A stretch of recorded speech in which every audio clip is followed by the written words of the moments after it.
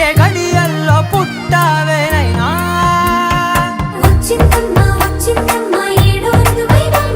నా ఊహల్లో నా ఊరేగింది నువ్వమ్మా